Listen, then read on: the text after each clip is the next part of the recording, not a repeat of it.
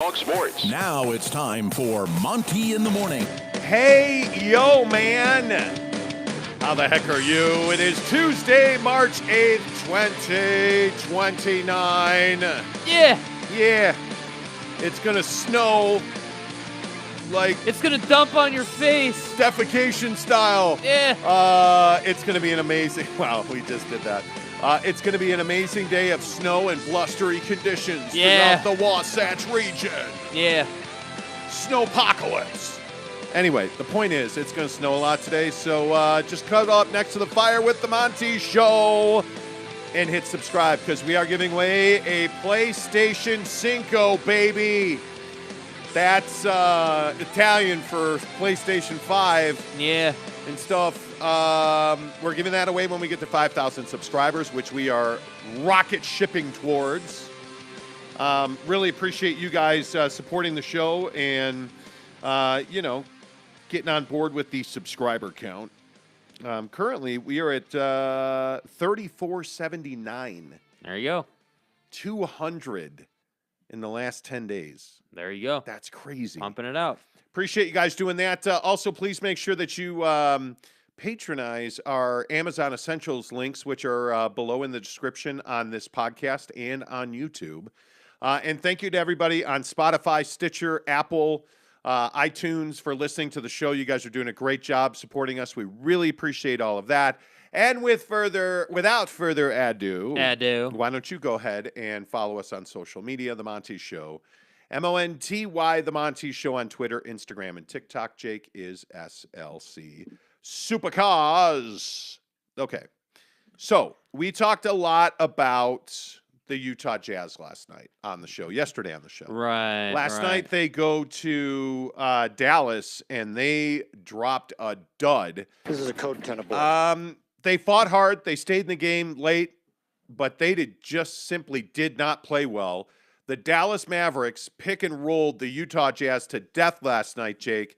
And the question is, at what point does this team adjust? Yeah, I think it comes down to Quin Snyder being cold-blooded about the starters and putting guys in who can actually make a difference. And I want to be really clear on this. I don't want this to be taken as Rudy didn't have a good game or Rudy didn't play well, because I thought he did play well. I thought he did everything that he could do. But the problem is you can't teach foot speed. You can't teach the ability to guard the perimeter. And after the last matchup, before last night, the previous matchup, Jazz fans and everybody was all hyped about the fact that, Rudy Gobert was able to hold down Luka one-on-one and Rudy's the Jesus Christ of NBA defenders, and great. That's awesome. But what happened last night? At the core of the issues last night, Luka made an adjustment, and I want to come right out and say I'm not a Luka guy. I think he's petty. I think that the diving and the flopping and the antics in the game are childish at best. However, the guy can get buckets. The guy knows how to score, and he made a big-time adjustment last night, which is, hey, we're going to pick and roll this team to death to get Rudy Gobert away from the basket, and I'm going to abuse this matchup. And that's exactly what he did. And that's through no fault of Rudy's. Rudy is doing everything that he can do to play the absolute best one-on-one defense on the three-point line that he can. This is not a Rudy Gobert has problems.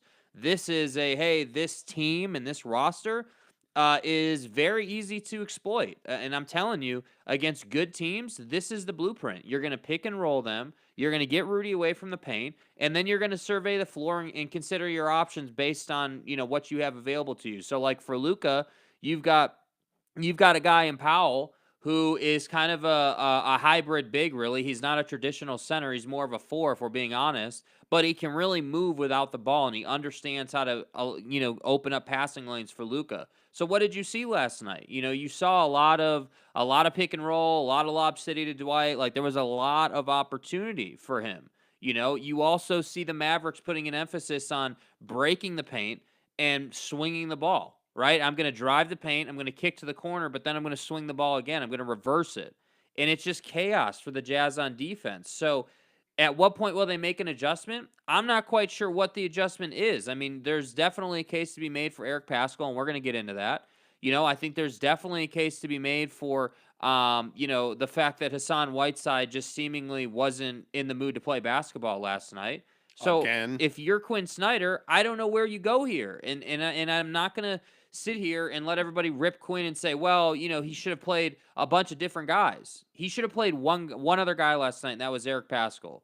He played everybody. So I don't know what the true adjustment is for this team because they don't have another obvious option. Because the truth is, even if you did play Eric Paschal, there are downsides to that too. So it's really you're just picking your poison. That's the problem here. So, I think overall, you knew that this was going to be a tough game, and I'm sure we're going to get comments about how, they were tired and it was the last game of a road trip. I don't really care, dude. I don't care. The fatigue thing is not an excuse to me. You knew what you were getting into. Mike Conley wasn't tired last night, by the way, right? They rested Mike Conley against OKC. He didn't play. So at least he was ready to go. So I just think that last night you didn't execute at a really high level. You didn't play even anywhere near close to your best basketball. And they made you pay for that. At one point, you were down, I think, 17 or whatever it was. You were getting dominated. So 23. 23, So that's just, it was definitely frustrating to watch that game last night if you're a Utah Jazz fan. Well, and I think the hard part for Jazz fans continues to be the inability to defend or compete against small ball lineups and the lack of adjustments inside of that. And for me, I understand it. I would be fine, and I would not be sitting here this morning on the show complaining about the lack of adjustments if, as you said, Jake, Eric Paschal played 35 seconds last night. If he had gotten any opportunity to bust those screens that Luka Doncic so easily exploited throughout the entire game. I mean, you look at the very first basket in this game that Dallas scored, it's a broken pick and roll play. Mm-hmm. You look at some of the issues that this team had on defense last night with Dallas's switching, and it's just befuddling that here we are for the third straight day talking about a lack of adjustment by the Utah Jazz. And I just wonder, and maybe that's the question of the show today, when do the Utah Jazz make an adjustment in the switching and the pick and roll dynamic to help Rudy Gobert be in a better position? Because you can't simply just take Rudy off the floor. He means too much to you defensively, and you saw that with block shots and shot changes last night. But on the flip side of that, are you getting more damage done to you by leaving Rudy in those situations to be exploited in the pick and roll? I think that's the hard question the Jazz have to ask. Because for the Dallas Mavericks, it was very clear you were going to play Powell, and then you were immediately going to go small ball. Yeah. And you were able to do that with guys like Davis Bertans. You were able to do that by bringing in a number of power forward type guys that were only in the game to force Rudy Gobert out of the paint. And then what did you see? You saw guys going to the basket. You saw Luka Doncic break the paint, kick to the corner, and you got wide open looks. I think you saw a guy like Spencer Dinwiddie really have a lot of opportunities to impact this game, and boy, did he. It's frustrating because Dallas did whatever they wanted to do, and the Jazz seemingly had no answer. Mm-hmm. And to your point, some of this was that you were playing 4 and 5, and this was a back-to-back, but a lot of this was, what on earth were you doing going to overtime in Houston? Yes. What on earth were you doing getting boat raced by New Orleans? Yes. Why did Quin Snyder not throw in the towel against New Orleans and play the young guys for most of the fourth quarter? I don't know. I don't know. What were you doing in a very tight game against Oklahoma City the other night? I don't know. Well, what you were doing was burning energy in minutes that came back to haunt you with mental mistakes last night. Yep. Where did Bojan Bogdanovic go in the second half of this game? Because he came out and he had at least 10 in the first quarter. Yep. Where did he go? Because he seemingly just disappeared off the radar. Why was Mike Conley not playing in the most of the second half last night? Yeah, why was he not playing a heavier workload, being rested? Being off on Sunday, it's a little surprising that they were not playing more Mike Conley in this game. And these are all questions that I would love to have answers to. Yeah. Because fundamentally, this Jazz team is flawed. But if you're not going to adjust to address those flaws, you're just going to continue to get exploited. Yeah, and to be clear, the flaw is not so terrible that they can't beat teams like Dallas.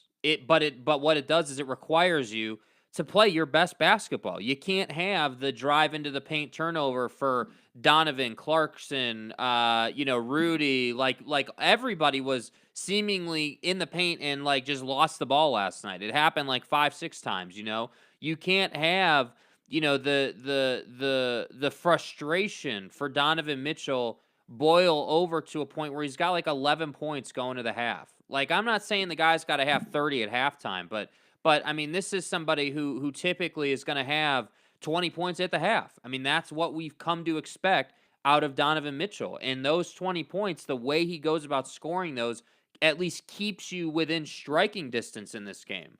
And that's what was kind of surprising to me, specifically with Donovan last night, is that he mentally, and maybe to your point, maybe it is fatigue. I don't really know. But what I do know is that as the leader of the team, you can't allow yourself to get to a place where you're frustrated and just not playing good basketball. You can't have that. And this is kind of what I've been talking about over the last couple of weeks as far as growth is concerned.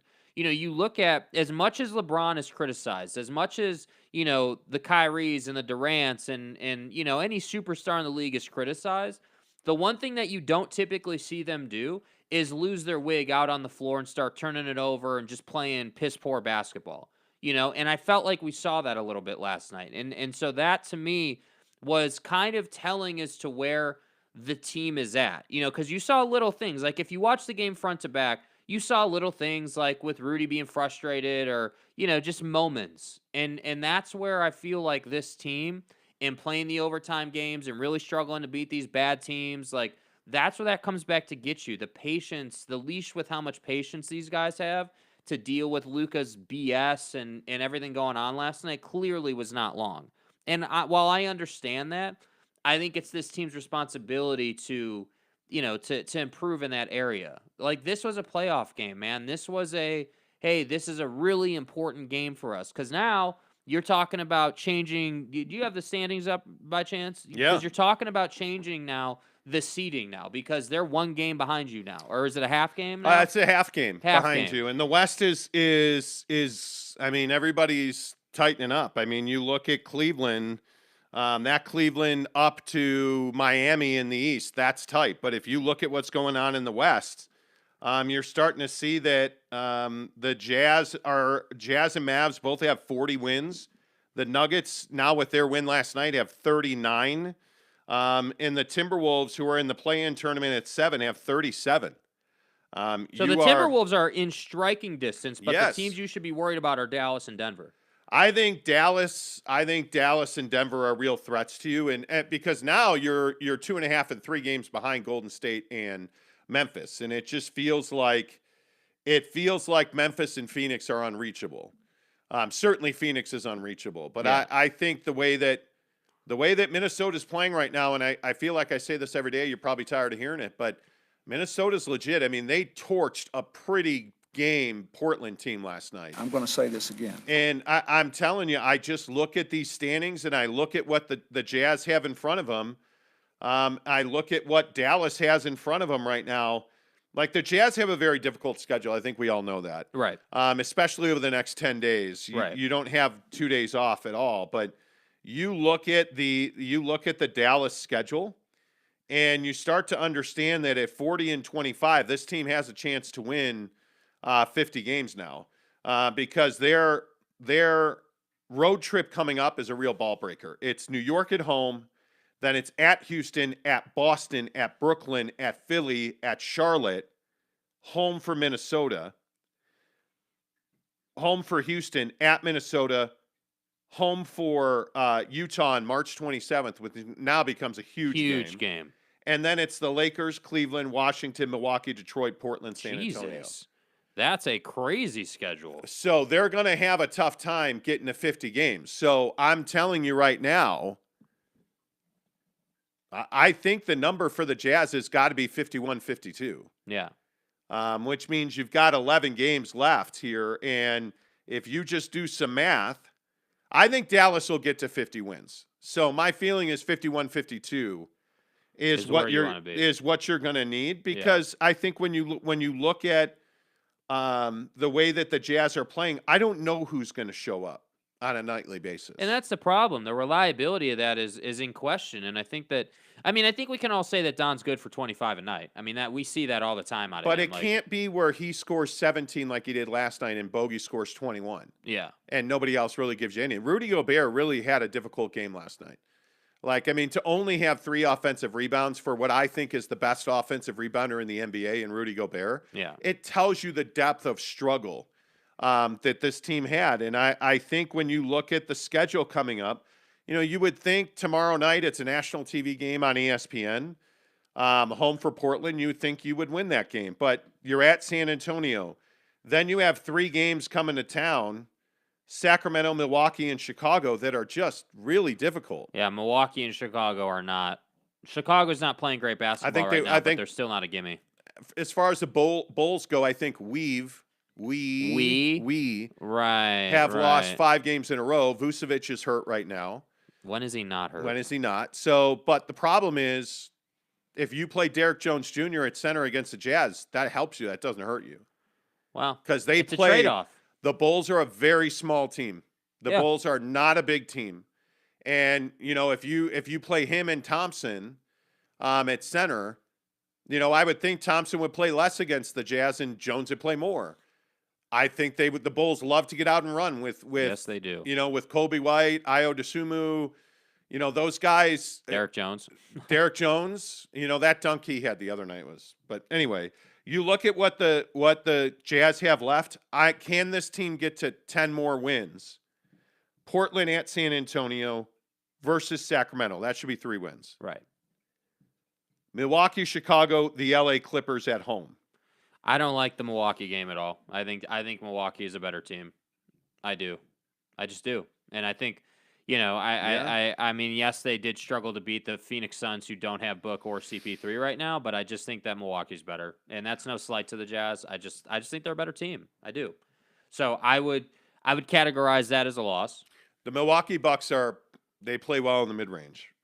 I would call that a loss. They should beat the Bulls and the Clippers at home, frankly. No, I don't think the Clippers is a gimme, dude. I don't think the Clippers is a gimme. At Vivint, they should win that game. Reggie is playing. Like, he's good for 35 right now. Yeah, I mean, listen, I don't disagree with you. And that team scares me because you've got Paul George will come back. I'm not saying for this game against the Jazz, but Paul George will come back. He'll be fresh. Like, it'll be really interesting to see how that plays out. I think that it's one of these things where I think the Jazz can get to 51-52 because I think they beat the Clippers at home. The question is that long road trip. They have the same trip that the Mavs have, which is at New York, Brooklyn, Boston, Charlotte, Dallas, the Clippers. How many games on that trip are you going to win? And that's going to determine the 4-5 matchup, in my opinion. And yeah. I think the Jazz are quality enough that you can beat the Knicks on the road. Yes. Donovan loves playing at Madison Square Garden. Ooh, take it easy. I know that's a sore spot. Brooklyn is very beatable. Is Ben Simmons going to be... You want to talk about a different team on a nightly basis. Jesus. Well, is Brooklyn... I mean, that game is only, 10 days away, 12 days away. Is Ben Simmons going to be playing? I mean, I would think, but I don't know, Big question. Who knows? So those are all questions. I think the Jazz have every chance to win 50, 51 games. Yeah. It's going to be a matter of who wins games they shouldn't win or aren't supposed to win on the road, like the Bostons of the world. Like New Orleans. Boston is, you can't go to New Orleans and lose. Yeah. Boston is playing out of their mind. You have to stay in the 4 spot. Yeah, it's not optional. You drop to the 5 or 6 spot, you're in real trouble here. Derek Gray says it's an 82-game season. You will lose some games, but you guys continue to beat the same dead horse. It's kind of funny seeing as how you guys keep losing viewers. I'm not really sure. So we're losing. So let's see. Our watch time and numbers are at an all-time high. Our subscriber numbers are at an all-time high. 200 in the last 10 days, and we're losing viewers? And we're losing viewers. It's kind of funny that that's the first time I think you've ever commented too, isn't it? No, oh no. Derek is a long-time negative. You guys suck. You don't know what you're talking about. You're terrible. Well, this show's what terrible. What are we surprised about? It's awful. You're the worst. I mean, hey, at least he's a little more consistent, right? Yeah. And Derek is also the guy who has no Jazz takes. Right. He doesn't. Derek is one of those guys that'll come in and you guys are terrible, but I don't have any opinions and I don't want to talk about the Jazz because you can't. Because you have no idea what you're talking about. Well, no, it's not even that, but you can't say that we're wrong. Yeah. So again, and if we freely welcome open conversation on this show, we have it every day in the comments section. Yep. So I just ask you, what are we wrong about today? What is it that we are, what is it that we are? Educate us, learn us, help us. What are we missing? Yeah. Tell us what we're missing. Like, I think we talk about the Jazz on a daily basis on this show. Yesterday, what did you say about Powell? What did you say that he was going to do? I said that Dwight Powell was a volleyball player who's going to jump out of the gym, and they're going to run him in pick and roll and throw lobs to him, which is exactly what they did. Exactly what they did. Exactly what they did. Listen, this game was not hard to forecast. No. It's the Dallas Mavericks were looking for revenge. You're in Dallas. The home team has won 6 straight games in this series.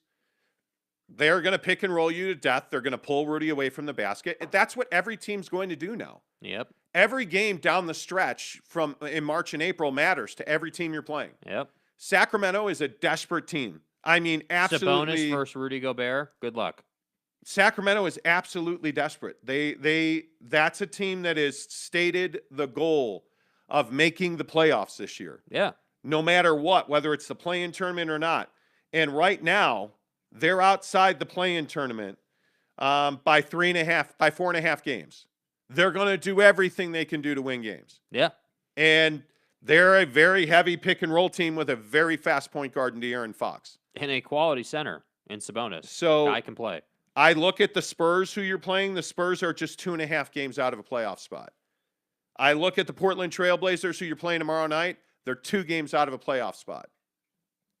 You need to go in and this is the Oklahoma City story. You need to beat them by 30. Yeah. You need to prove a point.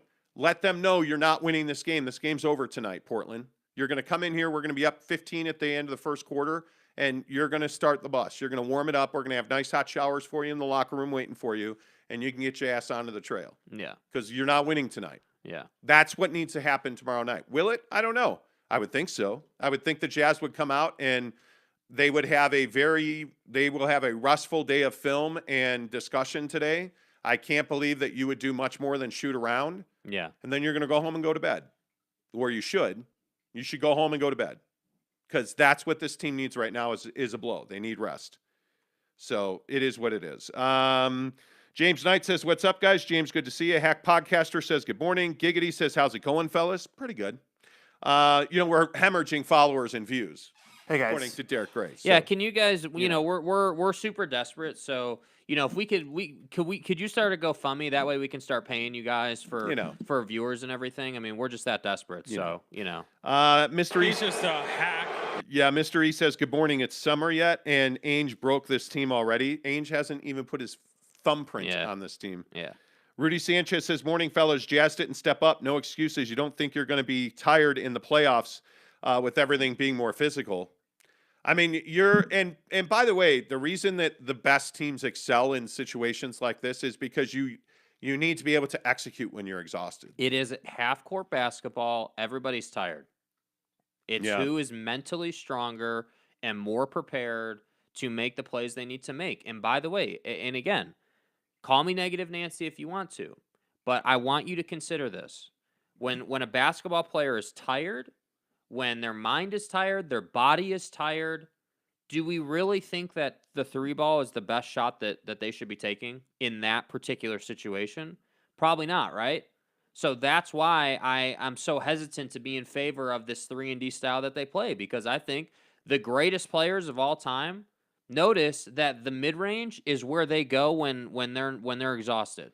Yeah. They're not shooting 30-footers. They can't do it. You got to get to your spots closer to the basket. Yeah, Josh Lovering, coach, good morning, says, Derek Gray forgot it was opposite day, and are we sure the Jazz won't have issues with the Pelicans? Well, they did. They lost by 8,700 points to the Pelicans the other night. Mm-hmm. Ever since CJ joined the team, they have played at another level. They have. And Keep it real. Yeah, it's unlocked. It really is unlocked Brandon Ingram. Like, I've always been an Ingram fan. I think BI is an incredible player. He's been a slow bloomer for sure. But the last 3 years, he's been a top tier performer. He's just never going to be a superstar because of his personality and demeanor, and he plays in New Orleans. So there's not ever going to be a lot of eyes on those TV sets. Frank Orion says, "Good morning. What's up? Hi, everyone." Hello. Conley is proving to be one of the most overpaid players.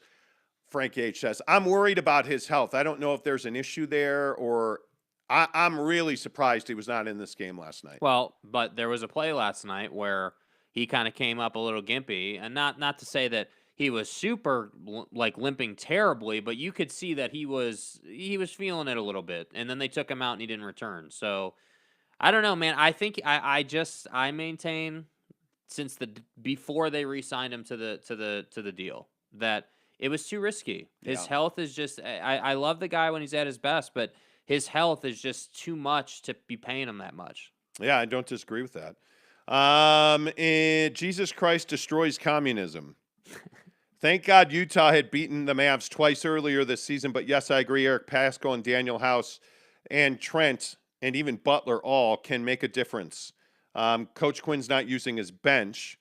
The Jazz very likely get swept in the first round if Coach Quinn doesn't fix the inconsistent play. God bless. But I don't – you're not going to play – at this point, Butler's not going to play. Yeah. I mean, it's March. But I think it's a March great 8th. point. I think it's a great point what he said there. Hey, thank God you beat Dallas twice earlier in the year. You're damn right. You're damn right. Because if you had lost both of those games, we'd be having a different conversation right now. You would be in the 5th seed for sure. Yeah, you need home court advantage. You want home court advantage. This league has proven you don't need it to win. You want home court advantage, especially against Luka, I think. And Garcia says, "Morning, cock blockers." What's up, Garcia? What's up, buddy? Avlee says, "Morning, guys. Today we see exactly what the Jazz are in full display. Donovan is not a superstar. Egotistic play, no rotation, no bench play, street ball, and horrible defense." I mean, okay, first of all, that's a very negative take, first of all. But just generally speaking. Isn't that what we do? No. Okay. I don't think it's street ball. I think, and I tweeted this during the game last night, you have to run offense. And I don't understand why when you get into very difficult situations on this team, you simply don't run sets. You just play iso ball. And that's never made a lot of sense to me. You're giving Rudy Gobert the opportunity at the top of the key last night. And no matter what you think of Rudy Gobert, you love the guy, you hate the guy, whatever it is. In no situation would you agree that you should give him the ball at the free throw line and ask him to dribble left or right or at all. Yeah. He gets the ball, tries to dribble into the paint, and gets stripped. It turns into a dunk the other way for the Dallas Mavericks. Yep. So you're asking yourself, okay, well, why are we doing that? Well, I don't know why you're doing that. Well, and I think that's a product of the fact that they don't run offense, right? It's this whole thing where it's just pick and roll, and good teams seem to be able to kind of dictate to the Jazz where that screen's going to be set. So that play happened to just be at the free throw line, and they kind of got caught in an awkward situation. It is kind of surprising that there's no sets. There's no, like, especially for a team who is, you know, with all due respect, is rather limited in with their roster. I mean, you would think that, like, you would think as an example that there would be a set where you know, Rudy would set a down screen for Donovan to get him open, head to the top of the key in a particular matchup, so the defense would have to switch. Or you would think that there would be a set for Bogdanovich to get a wide open corner look for three or something. You know, putting your guys in an advantageous position, you know. But we don't really see that. All it is, hey, let's walk it up, let's set a pick, and let's go from there. I mean, that's honestly what it is. And to be honest, like, that's not hard to defend in the league. It's even easier to defend when your big doesn't have a jump shot. You know, when you don't have to respect the little elbow, you know, 15-footer, you know? So I just think that's really tough for sure. Yeah, and I don't know what I don't know what change you could make. I mean, again, we sit here and we talk about those things. Yeah. And I'm sitting here asking myself, okay, well, where's the adjustment going to come from? The roster's incredibly limited. This roster's not better. You haven't improved the roster. In fact, you've declined the roster. And I never thought I would say this, but George Niang, you miss his contribution now. Mm-hmm. You miss Joe Ingles' contribution if he was going to be the guy he was a year and a half ago. But you're not playing Eric Paschal, so you haven't replaced George Niang. Rudy Gay has been somewhat of a disappointment because he's been injured, and you really haven't gotten production out of him. And last night was one of his better performances. Yeah, and it's the thing that Rudy Gay has brought you is veteran presence and leadership, but that hasn't manifested into more wins. Yeah. And so the hard part for me watching this Jazz team is, what's the adjustment you're going to make? How do you can't just simply take Rudy Gobert off the floor, because who's going to run that pick and roll at the top? Hassan Whiteside is soft. Yeah. And his attitude sucks on most nights. So I can't have Hassan Whiteside at the top of the paint setting a pick and roll because he's not going to do it effectively. I can't take Rudy Gobert out because I need a rim protector. And I think you make a great point. And you need all those screens that he sets. Illegal or Yeah. not, they're good screens. Yeah, you know, who they cares really if they're help you. illegal? You know? Yeah, and you know what, Steve? 99% of his screens are illegal, but not unless they call them. But and this is my thing for all the people. And again, I'm not trying to be mean about it, but for all the people who say that we hate on Gobert, hey, I don't really care if his screens are illegal. No cop, no stop, right? If they're not going to call it, keep doing it, because you're going to get Donovan a better look, and that's ultimately what you're trying to do. And you're just losing the basics here. That's the other thing that's a little disappointing about this team is you're losing the emotional battle. Like, Tanner Plummer tweeted a video at me where Rudy Gobert blew a kiss to Luka Doncic at the end of the first half when Luka was being a tough guy. Yeah. Rudy Gobert blows him a kiss, and Luka comes out and just continues to torch him in the second half. Abusing him, dude. And I'm just like, where is your mentality? And you talked about Donovan having to mature. I agree. He got frustrated. Donovan, we talk a lot about, and I think it's Ngarsi who calls him No D. Donovan No D Mitchell. Yeah. He played really good defense last night, but there are two plays where I just don't know where he was going. And it's because you're tired. Yeah. I look at Mike Conley, unable to play. I look at, they were talking about that Rudy Gobert may have had a setback with this calf. Holly Rowe last night talking about, hey, this calf is bothering Rudy again. Is that a hometown broadcaster making an excuse? Or, I just don't know where you're going to go from here. Yeah. The All-Star break is past. There's no rest coming. You're playing every other day, essentially, for the rest of the year. I think there's only one other 2-day break for this Jazz team. So I just don't know where the respite or the recovery or the adjustment comes. Yeah. You could see over the All-Star break that they wanted to put in zone defense. And it went horribly wrong against New Orleans. Well, and the thing that's interesting about zone is I actually think that that's not a terrible idea. If you think about it, what are we sitting here talking about? We're sitting here talking about that when the Jazz are playing defense, the whoever they're playing is scheming to get Rudy out of the paint. That dynamic does not exist when you play zone defense. That's not how zone defense works. Rudy is basically just going to patrol the paint. That would be the whole point of playing zone. The problem for this team in zone is that zone requires you to be very athletic. You have to cover ground quickly. You have to be mentally as a team all on the same page. So when Bogey gets beat by half a step on the wing and Rudy's on the weak side, on the other side of the paint, he's not going to be able to make up that ground, quickly enough to be able to make a difference. Well, and you have to operate at a very high level to play a zone in the NBA. Yeah. I mean, you all have to be thinking the exact same thing, and that's not going to happen now. Gabe Ledley says, my dudes, 5 days until Maui. Let's go. Let's go, baby. Wow. Let's go. 5 days until Maui. Let's go. Gabe, my man. Mama's Fish House. Road to Hana. The Nakalele Blowhole up north, Kanapali. I stay Kanapali when I go to Maui. Highly recommend, if you can, going to Ruth's Chris on Maui. It is phenomenal. Yes, Ruth's Chris Steakhouse that's the highest rated Ruth's Chris in the country. There's just all kinds of food, fun, fishing, ocean, pools, Yes. Yeah, if you need any recommendations, you need anything, please do not hesitate to reach out, Gabe. And Garcia says, not Rudy's fault if he's getting burned over and over. It's Quin and his total lack of adjustments. Well, that's what I'm saying. But lack of adjustments. Let's address that.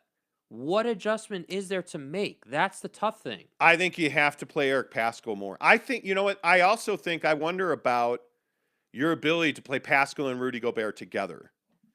Yeah.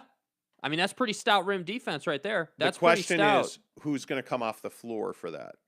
I would be willing to take Royce off the floor for that. I would. If Mike Conley's on the floor with those two, Royce is the guy that's off the floor. But if it's Don, Bogey, Rudy, Eric Paschal, who's the fifth guy? Well, you have probably options. Daniel House. It's probably Daniel House. And I think that lineup gives you options. But I'm telling you that this, and I don't know, again, we don't have media credentials. We don't get to experience the team in person. However, there's no good reason, at least to me, based on how much we watch this team and talk about it, there's no good reason as to why Eric Paschal is not playing basketball right now. There's no good reason. There's no good reason why after shoot-around his warm-ups never come off. There's no reason, you know? Like, again, what would it look like last night if Eric Paschal was the one getting switched on to Luka? Could we at least agree that he would be able to force Luka to drive? Just at a minimum. Maybe Luka still scores. Maybe, he still puts up 35 and 16. But at least you made his life more difficult. At least you could have been more physical with him, It gives you a better opportunity to put him in tough positions. Yeah.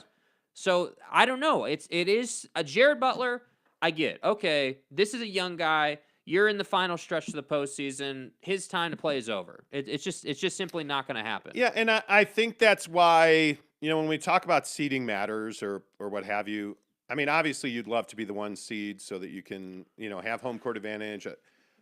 But the matchup there's the real issue here. You're trying to avoid going out in the first round of the playoffs. And yes, don't buy into the hype. I think we've done a pretty good job of keeping up with the Donovan Mitchell stuff. Mm-hmm. If they go out in the first round, he's not demanding a trade. I mean, that would really surprise me. I think a lot of teams will call, though. Is it possible? Yes. But I think, I actually don't think a lot of teams would call. I think the New York Knicks are calling. I think, as we reported, the Knicks called at the trade deadline, and the Jazz said unequivocally we're not doing that right now. I think when you look at the other teams that would even be in that conversation, I don't know that Donovan would go to many other teams. Right. I think the Miami Heat have no roster spot for him.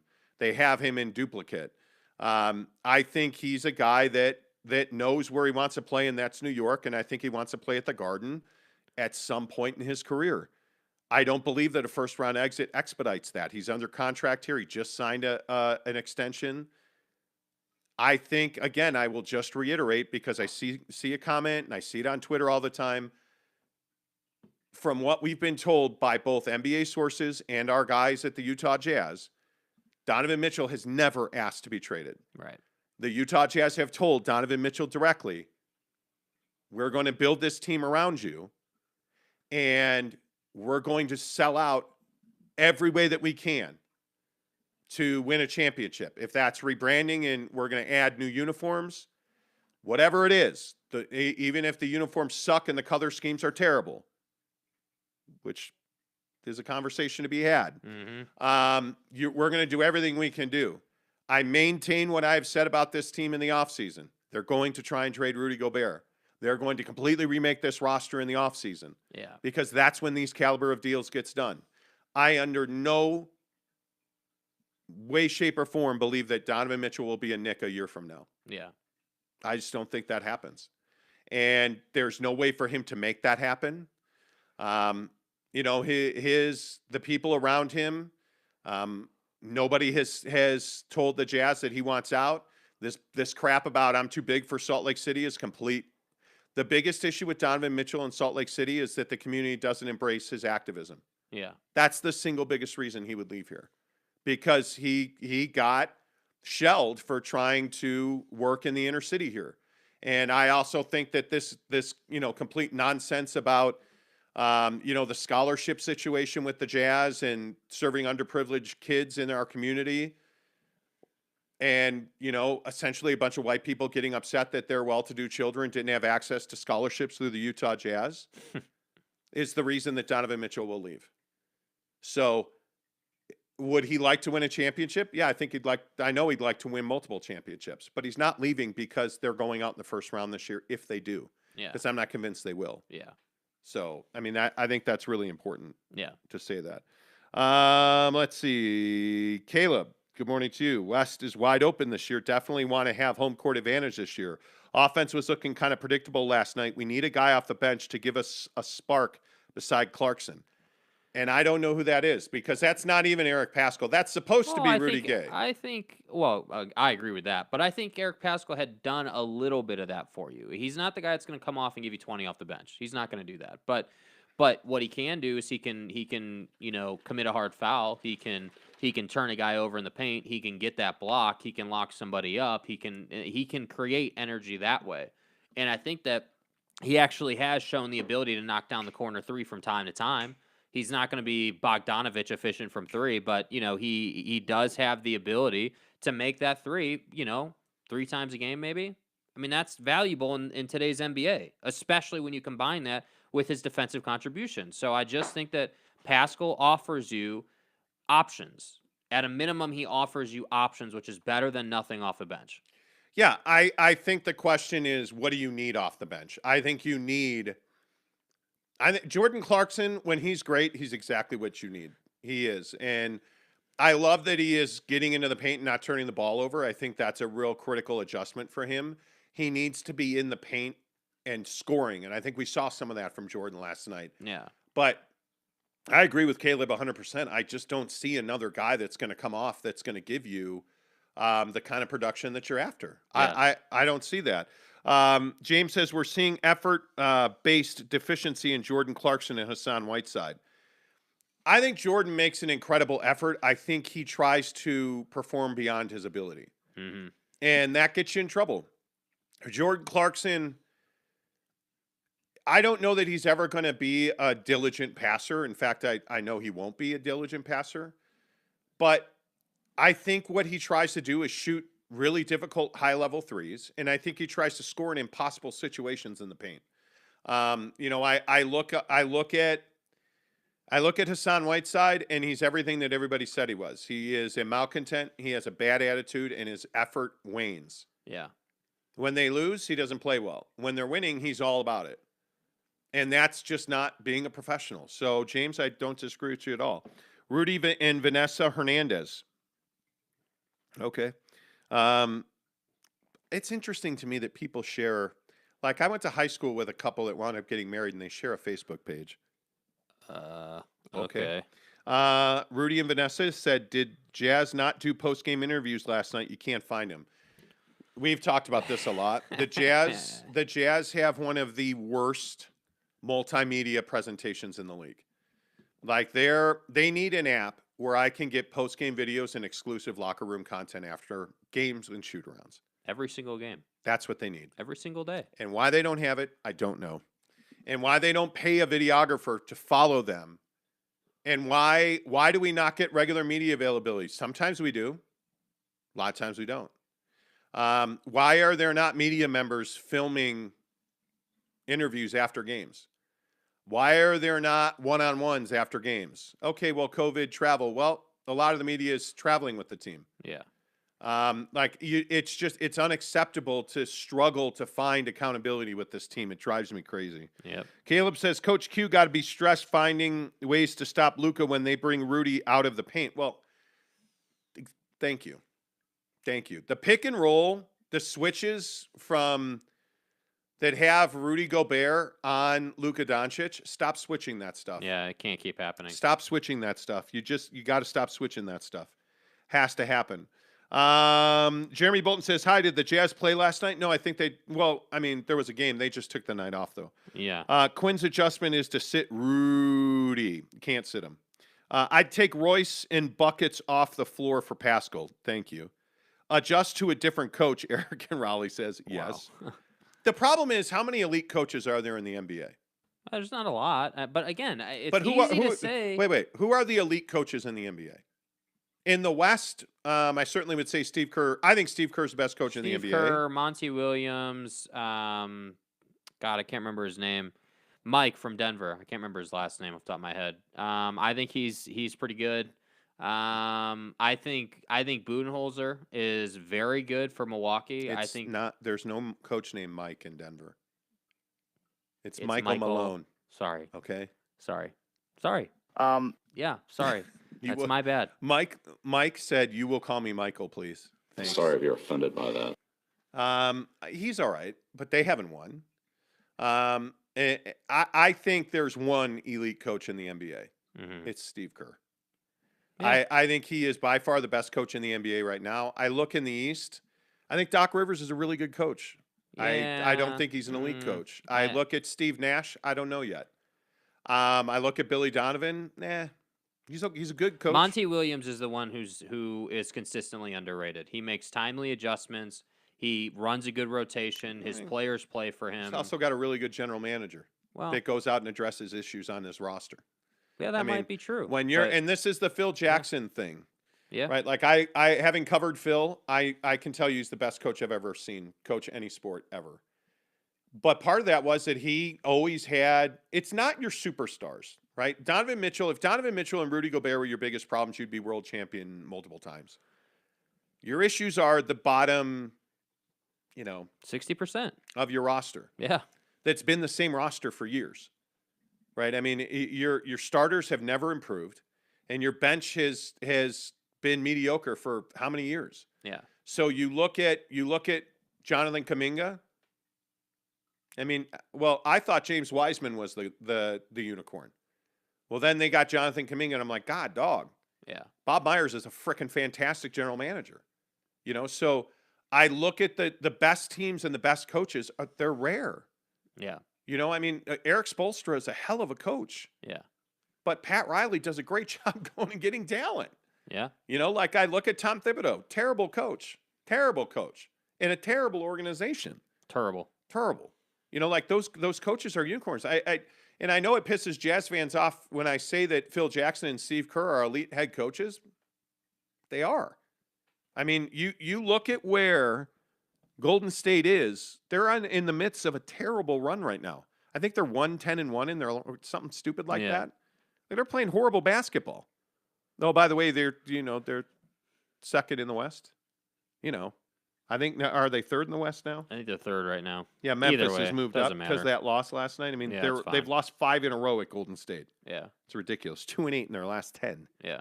I mean, it to me, I just think Quin Snyder, if you're not going to vastly improve his roster, you need to let him go. Yeah. You need to change. If you're going to, and as I've said 100 times on this show, I get rid of everybody but Donovan Mitchell. The guy has the potential to be a top 5 player in the NBA.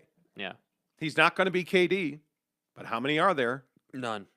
He has the potential to be right there, nipping at the heels of those guys. I would never trade Donovan Mitchell. I just wouldn't.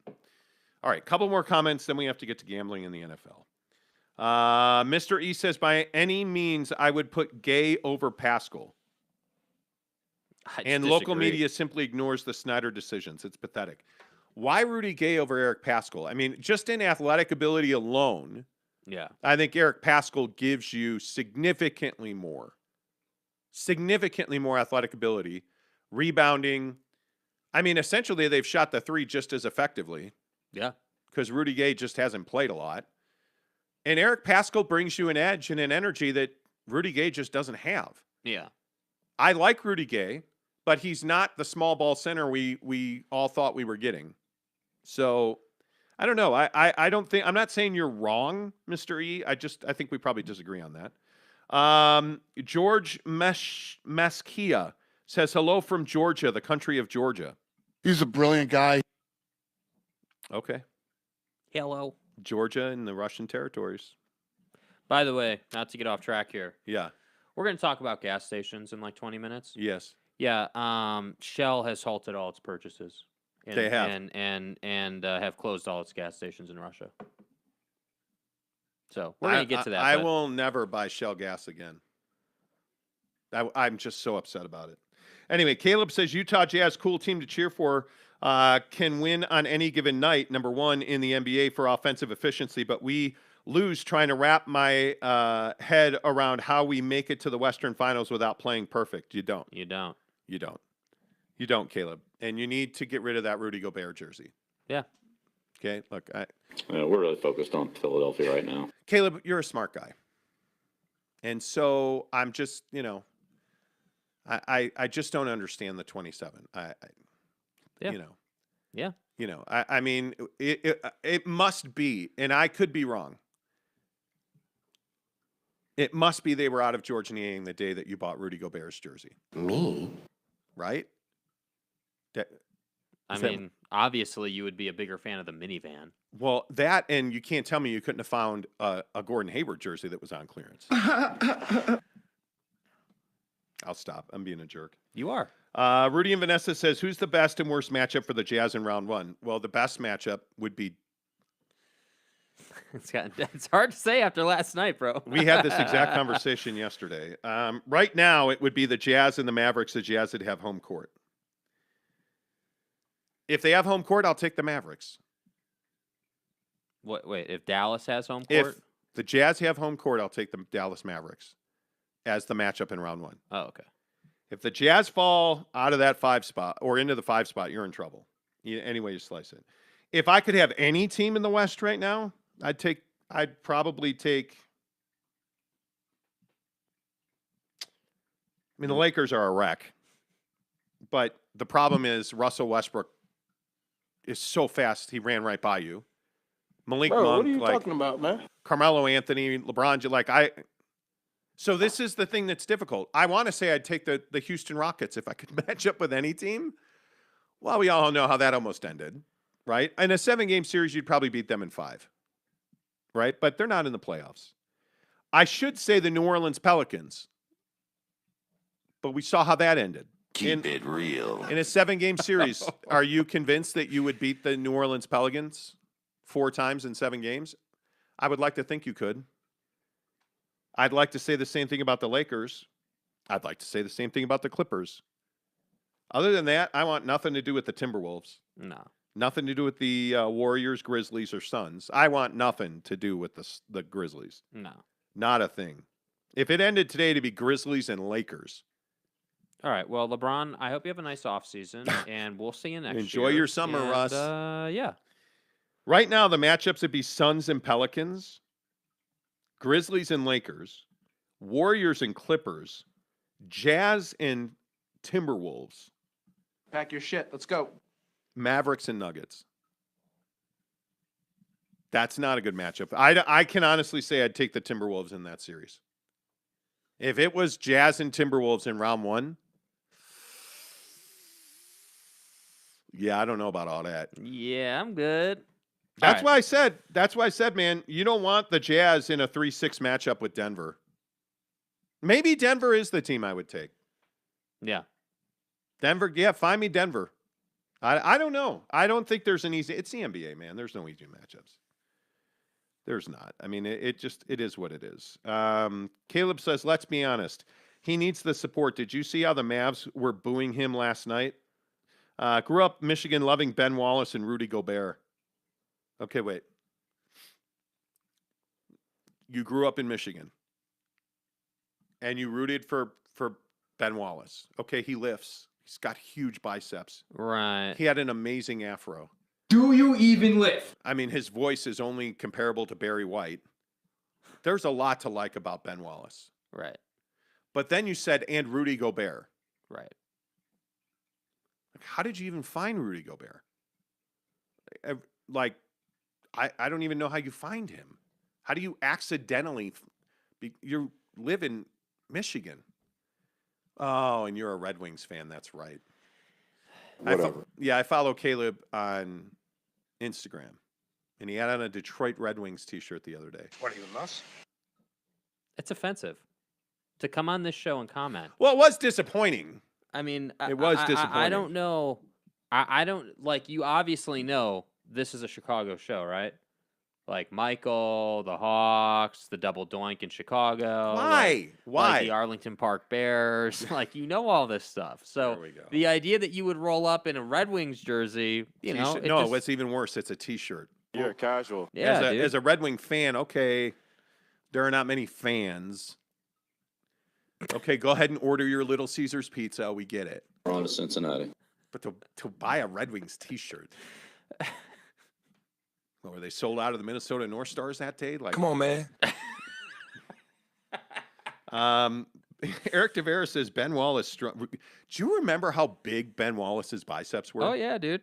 God damn. Oh yeah. I am not arm wrestling Ben That's Wallace. pretty much self-explanatory. See, I always had a thing for guys that had huge afros growing up. Like, I always wanted like a mohawk or an afro, and my mom was like, "No, little Timmy, we're Catholics in this house. So you better check yourself. We don't do those Satan worshiping things like get cool haircuts." Asshole. Anyway, and Garcia says Rudy is literally one of a kind, the only one-dimensional player I've ever seen. No joke. And Garcia. You My are guy, on brand. My guy. You are on That's brand. hilarious, He also though. says Luca's mom. Yes, please. Hey. Okay. Eric C says, can we get an RSL update? Nah, I'm fine. Nope. No, but if the Ricketts family who owns the Chicago Cubs buys my Chelsea Football Club, I promise you on air, I will burn something Chicago Cubs. Because I fucking hate the Ricketts family. Pricks. Doesn't make you feel responsible. Anyway. Okay, okay, and Garcia's comment got filtered by YouTube. Do I show it? Yeah, show it. And Garcia's comment was, Ben was banging with Shaq down low. And Garcia, why do you care about Ben Wallace's sex life? I don't understand it. What him and Shaq did banging down low is none of my business. Well, he meant in the basketball. Keep it real. My bad. see, you thought You that know- they were, cohabitating. Daddy? Yeah. and stuff Yes! and together. Your mom. Cam Harrison says, good guys, we need Mo Bamba shout out, please. Yeah, we get it. Shout to Mo Bamba. Bro. Shout to Mo Bamba. Okay, can we talk about Calvin Ridley, please? Yeah. Make sure you hit subscribe. Give us a thumbs up if you're here. We appreciate that. Josh, why? Sorry, that was a tick. Don't be rude. Isn't the Jets owner interested in Chelsea? What would be worse? The Jets owner. Yeah, we're focused on the Jets No, today. you know what would be actually the Cubs owner. Because what would be awesome, the Jets suck and they'll always suck, and then he goes and buys Chelsea Football Club and they win a championship. They win Too fucking bad, They man. win the Premier League. They win multiple, European Champions championship. League. Yeah, that'd be amazing. Cam, Chris Karn says, why the hate for the Ricketts? Are they moving to Arlington?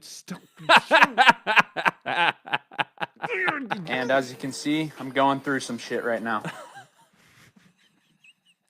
Chris Karn doesn't comment a lot. Bet you weren't expecting this one. But he rolls in here with like a hot knife and sticks it in the butter. And I'm just like, Take that, you clap having Jezebel! exactly, Chris. Exactly. Calvin Ridley. He's just a hack. Wide receiver of the Atlanta Falcons. Well, at least not this coming year. Suspended for a year by the National Football League for gambling. So you know the story of Calvin Ridley. And I say this in all seriousness because mental illness is nothing to joke about. Mm-hmm. He took the back half of this past season off to deal with mental health and get his life in order. Right. That was in October. Mm-hmm. In November, apparently getting his life together meant placing an 8-team parlay in the NFL. I hit dingers. That includes the Atlanta Falcons. It's not good, dude. That he lost, I think, $1,500. Mm-hmm. And the NFL found out about it and suspended him. Now, there's a couple things you need to know. Well, who narked him out? Well, the sports books that he placed the bets with is who narked him out. Because there's a system in place that if NFL players bet on NFL games, they have to tell the NFL. So they got on AOL and told the NFL, apparently, by that soundbite. I think it's really interesting that they suspended him a year. he bet on the Atlanta Falcons. I think this is the only rule that I view as black and white. Yes, you bet? Okay, you're suspended. Oh, you didn't bet? Okay, you're not suspended. He bet on his own team? Okay, he's suspended for 5 years. Like, I would suspend him. He bet on the Atlanta Falcons. I would suspend him heavily for that. If he had just bet on other teams in the NFL, okay, that's bad. That's really bad. But it's not nearly as bad as betting on your own team. Mm-hmm. And I think that you cannot allow athletes to bet. As a Chelsea football fan, football club fan, I can tell you right now, betting in European football is highly illegal by athletes. Betting on almost any level in Major League Baseball, it's the Pete Rose rule. Yep. Highly illegal. Yep. These guys know the rule. There are signs plastered all over locker rooms. Yeah, it's the only rule you can't break. Yeah, I think that I think that for any sports league, I mean, the integrity and the fans' trust in the game being decided on the floor, not by officials, not by corruption or anything, is paramount. I mean, again, think about how much revenue comes through the National Football League through gambling, through some random guy in Oklahoma betting on his favorite football team, you know? Like, that's a ton of revenue for the league, and I think that, you know, for all of its faults, the NFL hasn't really had issues with gambling. And I think that it's very, as you can tell, very aggressive about making sure it doesn't continue to have issues with gambling. So I understand the suspension. You know, at face value, it feels heavy-handed, but you kind of start to understand, like, you can't give him 3 games for betting on the Falcons when he's a Falcon, you know? It's got to be heavy-handed. So, yeah, I guess I agree with it. You know, I definitely agree with the concept that that's basically the only rule you can't break, you know, and he broke it. Yeah. And I think it's kind of it's not the best look to say you left the team to get your mental health in order. And while you were trying to get your mental health in order, you were gambling on the NFL as an NFL player. Yeah, and by the way, you're not just some jamoke NFL player. I mean, you're someone who's a name, you know. And by the way, it also should be said as part of this story, the Falcons were looking at trading him, and they knew about this story on February 8th. They knew this was an fascinating. issue. And they said no to multiple teams in good faith. And so I give the Falcons front office and ownership a lot of credit for that, because it would have been easy to deal Ridley and screw another team over. 100% that would have been easy to do, but they didn't do that. So, you know, it's frustrating, but I think it's very straightforward, which is highly unusual for the NFL, as we all know. Most of the time, these are very controversial issues. Well, and I think Coach Levern brings up a great point. Ridley gets a year suspension for gambling, but players can beat their wives, girlfriends, and or kids and get 4 games. We're on to Cincinnati. It's amazing. It's NFL culture. It is. Absolutely. Trying to get his mental health and wallet in order. Yeah. Eric says, apparently. Yeah. Caleb says, you cheer for Chelsea FC? Yes, passionately. Passionately. Ain't no way, man. Manchester United all day. Do you have the block button? Yeah, how do we block? Too bad. Eric C says Aston Villa right here. John Terry. Jesus Christ Destroys Communism says, I'm trying to picture Monty with a Sly and Family Stone afro. I would love one. That's out of the window. I mean, I have like a pube fro. A but pube fro. That's If you felt these balls, not the same thing. A pube fro. Should probably just move on. Yesterday we got a Pet the Fish reference. Today we've got a pube fro. I'm proud of mine. Damn. Eric and Raleigh says Tottenham Hotspur. Come on, I guy. never have to worry about you bragging about your team. Eric C says Ridley will be a Cowboy in 2023. Yeah, you already know that. Betting on the Falcons is a problem for anyone. Yes, it is. If betting on that if he is betting, that means other players are betting. Therefore, NFL had to make an example out of him. Yes. Caleb says Aston Villa is irrelevant. JK, man, they are not bad. And Garcia says, I be smooth like eggs. Okay. Josh Levern says, could you imagine the PR shit show in Atlanta trading Ridley, knowing his ban coming? Oh my God. It's cold-blooded, dude. And I think Caleb nailed it. Caleb nailed it, even though he's a Red Wing fan. He is right. If Ridley's betting, other players are betting. And if Ridley is betting, is he calling other players like, hey, man, I got you in that parlay today, 8-teamer. Let's go. And we were saying that. Fake a knee injury in the fourth quarter if you guys are up by more than 21. Pull a Paul Pierce. I got the under. Pretend you shit your pants. Cold-blooded, clean, methodical, and thorough. You know, like that's the stuff that you got to avoid. Yep. Eric C says, do we all manscape here? Shit's No. such a hassle and annoying, but got to do it. Bro. Okay, so I actually have the weed whacker trimmer thing. The weed whacker. It doesn't work. I mean, I'm telling you right now, that'll put some dings in your foam pole, and it is not, you know. Nah, I'm good. I'm good. You know. No.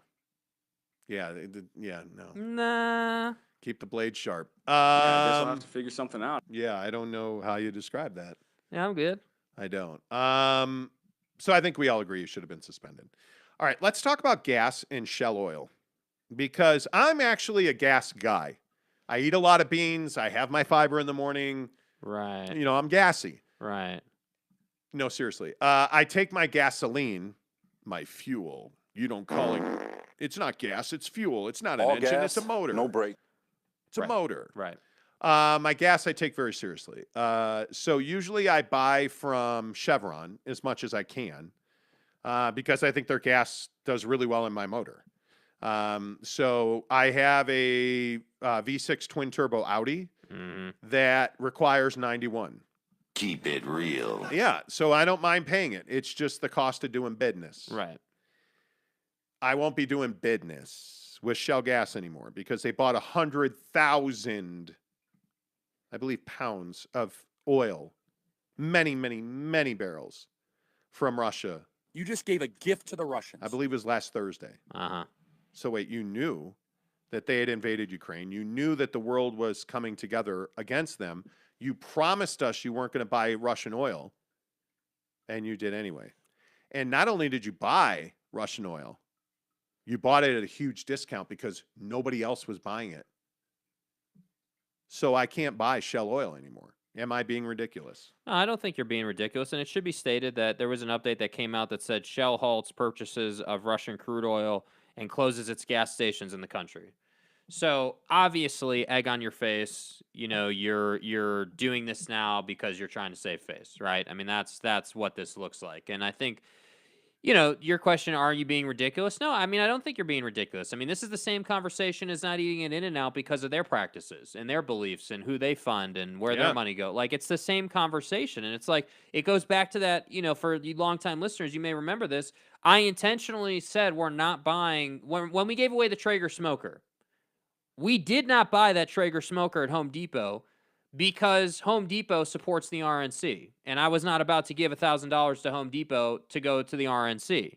So we went to a small local business, Barbecue Pit Stop, and we gave them our money for that giveaway. So I'm a big believer in this concept of like, okay, if you're, you know, a big company and you're going to be giving the Russians billions of dollars in this case, when the Russians are killing innocent people and invading a country for literally zero reason, I can't shop at your store anymore. I can't put your fuel in my car. I can't do it. You know, and I think that's just it's an easy concept to understand. And I'm sure there's a bunch of examples of this. You know, it's kind of like you know, it's like, you know, with all due respect to our favorite snowboard shop, Salty Peaks, we're not shopping there anymore because of what dude does in the community. Yeah. So, you know, it's that same concept. So I don't think you're being ridiculous. I got the number of pounds wrong. I said 100,000 pounds of Russian oil. Okay, right. It's 100,000 metric tons of Russian crude. Okay, so what's a metric ton? From the largest producer of Russian oil. Last Thursday, they bought it. A metric ton is 2,204 pounds. They bought 100,000 metric tons. Bro, so 2,204 times 100,000? It's ridiculous. Holy crap, dude. 220 million pounds. I don't even know how you... Of crude. I don't even know how many barrels is that?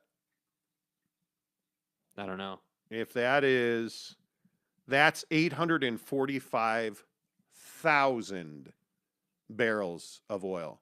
845,000 barrels of oil. I can't shop at Shell anymore. And I'm probably being ridiculous about it. Okay, fine. But I'm going to do business with people who don't do business with Russia. Yeah. It's that simple. It's why I continue to do business with American Express. It's why I continue to do business with Apple. It's why I continue to. And in this case, it'd be Chevron. You know, Yeah. that's the place that's not doing business with Russia in mobile. Yeah, I mean, that's crazy. That is crazy that happened. I'm shocked by it. I am shocked. 845,000 barrels of oil they bought from Russia. Yeah, I mean, it shows a complete lack of appreciation and willingness to do the right thing, and that's kind of the point here. Like, And then but the thing is, they apologize though. Okay, let's go buy Shell gas. Nah, fuck off. Your apology at this point, seriously. that's the problem. You're saving face. You're apologize. It's like what what the Tyreek Hill situation, or it's like any of these NFL players who do what they Greg Hardy or whatever. What I'm not going to go and buy your jersey after you beat the hell out of some innocent woman. And I feel like we talk about this a lot. And I understand that I buy Apple products and they have people that jump off of factory roofs. Mm-hmm. I understand that I have Nike Air Max 90s on my feet right now. I understand that those shoes are made in not very good conditions. So I understand that a lot of the things I buy on Amazon are Chinese products. Totally get that. I have very little ability to inflict my will. And when you stop buying gasoline from Shell, you're inflicting your will. It's a $100 billion industry for those guys. I can inflict my will. For real, Eric C. Eric C says barbecue pit stop sounds hella RNC. I don't know if they are or not. I'm going to barbecue pit stop instead of Let's Home say Depot. that they are RNC. Let's say that they are, right? Just for example's sake. At least then I'm giving my money to a small local business, right? If my money is going to the RNC, well, at least it went through a local business that I can help put food on their family's table, at that point. That's the core issue in that example. Well, and this is what we talk about with Apple. Apple's a really good example of this. We know the conditions that go into making Apple products. Yeah. Right? And the issue is that, okay, so do we stop buying Apple products altogether? Nobody ever buys another Apple product made in China, in Japan, in Vietnam, in any other countries you want to point to, Indonesia, Malaysia. We're past that now. What happens to all the people who are making those phones? Yeah. What happens to their families and their jobs and their way of life? It declines. It doesn't improve. And everybody says, and this is the thing I say about Nike and everybody else. Well, man, slave-like conditions. Okay, so what happens if nobody ever buys another Nike product that's made in Vietnam? Those people lose their jobs. Do you think that they have unemployment? Doesn't work that way. But specifically with this Shell situation, you put billions of dollars into the hands of the Russians that they're going to turn around and they're going to put into more artillery shells and more tanks and more people in Ukraine. And if you don't keep up with the news in Ukraine, I'm not going to get into it. But I am in no way, shape, or form going to support a war effort against Ukraine. Yeah. Especially with the Russians. And already I see the comment about, well, why did it's Donald Trump and Vladimir Putin was, he didn't invade because he was scared of Trump. No. Why did he wait until Trump was out of office to invade Ukraine? Think about that for 10 seconds. Why did Vladimir Putin wait for Donald Trump to be out of office to invade Ukraine? Because he was scared Donald was going to kick his ass. No. Because if Donald Trump had won re-election, what's the first thing he would have done? Withdrawn from NATO. Which would have done what to NATO? Crippled it. Which would have allowed Vladimir Putin to do anything he wants. Donald Trump would have withdrawn. In January of 2021, Donald Trump would have withdrawn from NATO. Without question, unequivocally, there's not even a second guess. Nobody second guesses that. If he'd have won, he'd have been out of NATO. If he'd have won, what's the other thing he would have done? He would have pulled back all of his climate change efforts, which would have done what? Allowed vastly more Russian oil to be pumped. Vastly more. So we can sit here and we can play this game about, oh, Joe Biden, he's old. He may be old. That's very true. But this is not Joe Biden's fault. So stop saying that. And if you are enabling countries that enable, or if you're enabling companies that enable Russia, you're saying you're okay with people being murdered in Ukraine because that's what's happening there. Simple as that. Eric and Raleigh says, for real. Giggity says, I guess Shell's $19 billion profit in 2021 wasn't enough. Guess not. Is it ever? James Knight said it's called moral standards, Jake. I agree. Mm-hmm. A metric ton equates to 7.4 barrels. Okay. Okay. Eric and Raleigh says I greatly overestimated LOL. Just to clarify, they bought 100,000 metric tons, which is 845,000 barrels. Which if you look at just the, if you look at, no, I'm not even going to get into it. The money that they made on this purchase is ridiculous. Chris Karn says if we boycotted, good Lord. Comment dumb. If I boycotted every company I did not agree with, I would have to live off the land. You would. Yeah. Jared Jensen said, did Putin win the PS5? He did. How did you guys know that? Dude, it's amazing that you guys know that. Eric C. says, you got to raise those moral standards, Karn. Everybody each on their own. Eric and Raleigh says, Monty, Chevron Corp has no operation in Russia but owns 15% stake in the pipeline. No, they pulled out of that. They are no longer supporting that pipeline. And they didn't make money before they then pulled out of it, by correct. the way. It's not being ridiculous. It's called free market capitalism. Shell doesn't have a right to your business. Nobody does. I would agree with that. James Knight says blatant greed and gutter rat opportunistic filth by Shell. Yes. Yeah. Jordan McDonald says, hello, casuals. Luca was flopping more than his mom's tiggle bitties. Jordan, you're late. I would agree with that. You're late. Though. I would agree with that. I mean, I agree with it, but you're late. Eric C. says, yeah, better the local business than the Home Depot. Chris Karn says, Jake, your money smoked Jake, your money smoked 2 New York USDA primes on Sunday. Let's go. Yeah, Let's Karn. go. Way to go, buddy. Let's go. Giggity says, Donnie was weakening everything that was helping keep Russia in check. First world problems and first world hypocrisy because we love Nike, iPhones, Amazon, and gasoline. We're all club members. Truth. Didn't Trump cut off military funding to Ukraine? He did. I mean, if you, and I'm not trying to get, this is not an anti-Trump thing. Facts are facts. I'm not trying to get into politics. All the moves that he made on the world political stage helped Russia. Facts. Including climate change, because as soon as he pulled out of the Paris Climate Accord, Russia could sell more oil to more countries. Facts. When you look at the Ukraine, hey, give me Hunter Biden's laptop, we'll give you your military stuff back. Absolutely crippled them. You look at his dealings with Xi Jinping in China, his obsession with winning a Nobel Peace Prize, all those things strengthened Russia. All of them. His whole thing with Vladimir Putin on Ukraine, they allegedly had an agreement in place where Russia would invade Ukraine. Donnie would get involved and mediate. Russia would agree to pull out. They would nominate him for a Nobel Peace Prize. He would win. Russia would go right back into Ukraine.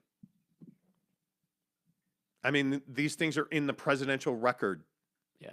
That he was trying to eat and shred and shit into the toilet. Like literally, he was trying to eat it so he could crap it out and flush it down the toilet.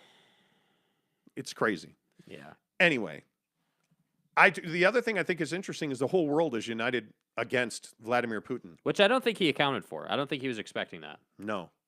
But what also is interesting is I'm terrified that there's going to be a world war here. Because we've never had more nukes on this earth than we do now in the wrong hands, that is to say. And if you continue to support Ukraine, they don't need much help, which is shocking. The United States allegedly is providing anti-aircraft equipment and training that's already on the ground in Ukraine. So, and you already see Russia having trouble with logistics, food, equipment, and whatnot. Gibby says, different topic, but did you see the Kentucky teacher retirement value tank because they were heavily invested in Russia's largest bank? I did see that. Only Mitch McConnell would allow that in his state. Turkey neck. More from Chevron. Chevron Loomis Global LLC, a joint venture between Chevron and Loomis Technologies, is very active in Russia with its refining technology license business. That may be true. That may be true. I don't know. I've not heard that. I don't know about it. DM us a link or something if you have that. Yeah, that would be great. There are a lot of people who work for Shell, too. There are, and I'm not going to support them. It's just not. Why wasn't Russia invited into NATO? That would have avoided a lot. No. No, actually, it wouldn't have avoided a lot, and this is a huge question. There's two sides of this coin. Why wasn't Ukraine invited in to NATO? Because that would have destabilized Europe, because then if Russia had attacked Ukraine, and there's been animosity since Ukraine became Ukraine, there's been animosity between them and Russia and Belarus, because Belarus is kind of a puppet. So the question Belarus is basically Russia. Yeah, essentially. Ukraine was not invited into NATO because the NATO foundation basically says if you attack a NATO country, you attack all NATO countries. And the reason that Russia was not welcomed into NATO is because, philosophically speaking, when you murder and kill people around the world, and you oppress your people, and you are a communist state who has a long track record of humanitarian atrocities, that generally means you're not qualified to enter NATO. So on war crimes alone over the last 10 years, what happened in Crimea, did we all forget about Crimea when the Russians annexed and took it over and said, fuck off, that's ours now? That kind of disqualifies you from entering NATO. And by the way, who was pushing Russia to join NATO? Who was going to sponsor them to join NATO? Anybody remember that? Yeah, Donald Trump was supporting NATO's inclusion or Russia's inclusion in NATO. Yeah. Guy, this is not rocket science. It's okay. Need to go back to Jackie Moon mindset. Everybody loves everybody. I agree with that. Ukraine was not invited to NATO specifically to avoid conflict with Russia. Correct. Jeremy Bolton says, I think the biggest thing we can learn from this whole Shell Russia thing is that Alex Caruso is overrated. Well, I mean, that clearly Jeremy, is I have to say, amazing. Your dedication to the Alex Caruso headband bench mob guy is amazing. Every day you find the end. Yeah. I love it. Okay, so favorite desserts in every state, because then we have to leave. Yeah, we got like 2 minutes here. This is very quick. 2 minutes. Do you want to wait? No. Okay, right now in the comments, everybody, what is your favorite dessert? 3, 2, 1, go. Mine by far is Costco apple pie with ice cream. Yep, same. By far, not close. If I'm going out, it's Mastro's butter cake. Yes. Not even close. I could be talked into, if you grab my fat rolls, into eating some Cheesecake Factory cheesecake. Mm-hmm. And Garci's favorite dessert is Luca's mom. Well, you know. Fat. Not a fan of sardines, sorry.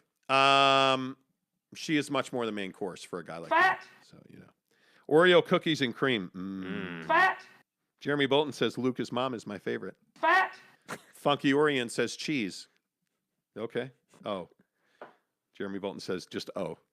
I'm a big Oreo guy, but they just make me feel like shit now, so I don't eat them a whole lot. The favorite, according to this is the Huffington Post, favorite dessert by state over the last 12 months. Utah, you're never going to guess what Utah's is. Jeremy Bolton already guessed it. What is it? Chocolate chip cookies. Yep. Unbelievable. I mean, this is so disappointing. Chocolate chip cookies is That's Utah's the best we favorite could do. dessert. Like, you've got banana pudding in Mississippi. You've got Texas sheet cake in Ohio. North Dakota is a banana split. What? Oh, please do I need to break out the InfoWars drops?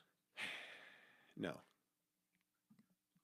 So we do some business with Google. We have some business we do with Google.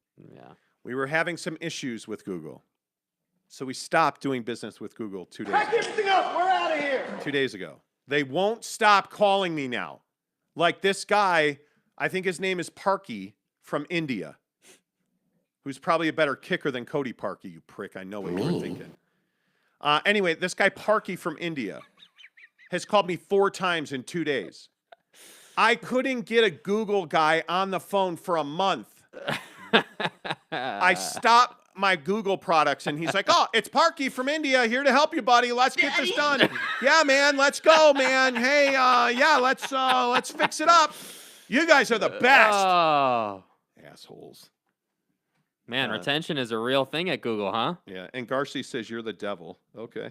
Ruff's official says, of course you guys quote the Puffington Post. Okay, because everything that you every news outlet's fake news. We get it. We get a Jeremy Bolton says F banana pudding, sheet cakes, a good chocolate chip cookie is where it's at. I agree with Maryland funnel cake, Michigan carrot cake, Missouri coconut cake. What is up with people from Michigan? How is carrot cake is amazing, but it's not your favorite dessert. Stop lying. Louisiana. Pralines. And Garcia wants to know if my auto warranty is expired. And Garcia says green Jello. Oh. Giggity says, got to try dipping your Oreos in peanut butter. See, the problem is I've stopped eating peanut butter because it's amazing. Colorado Rice Krispie treats. Oh, I get down with that. Justin Weaver says chocolate peanut butter ice cream. That's Jake all day. Raphael Ray says mixed breakfast burrito. Wait, what? Nutter Butters, a mixed breakfast burrito. I love burrito. That comment got filtered. Mike says Nutter Butters are better than Oreos. Oh, that's a controversial one. But now he got filtered. It depends on what Oreo, because I think the golden double stuffed. That's the only one that I really love. Yeah. I like the lemon Oreos as well, the thin ones, but the double stuffed golden Oreos are okay. Yes. Giggity says, "What's Mrs. Monty's favorite?" She's not here today. She actually had to go into the office. Ooh, got to go into the office. But if I had to guess, Mrs. Monty's favorite dessert is ice cream. Yeah. Of some kind, almost any flavor. She loves ice cream. We don't eat that stuff very often at all anymore because, well, I'm fat. And not eating that stuff, like I've limited myself to 2,500 calories or less. Like yesterday it was 2311 or whatever. I can't, 21. Makes me want to puke. Yeah, it's terrible. It sucks. It's not fun. But I lost 7 pounds last week. Get your lazy ass in the gym. It is what it is. Mrs. Monty's favorite dessert, Giggity, is ice cream by far. I can't eat anything with the name Nutter Butter. Josh, it's not nut butter, but you'll eat. But you'll eat yogurt. You will. Anyway. All right, we got to go. Okay, we do have to go. And Garcia, your message got blocked. I don't know what it said. Yeah, suck it. All right, thanks for watching. Please hit subscribe. Give us a thumbs up if you're here right now. It helps the channel grow. Go get some shell gas. Subscribe because we're giving away a PS5. No, don't get shell gas, you prick. We're giving away a PS5. Shop Chevron or Harmon's or Mobile. Costco. Mobile's great. Anyway, there you go. Until tomorrow, say goodbye, Jake. Goodbye, Jake.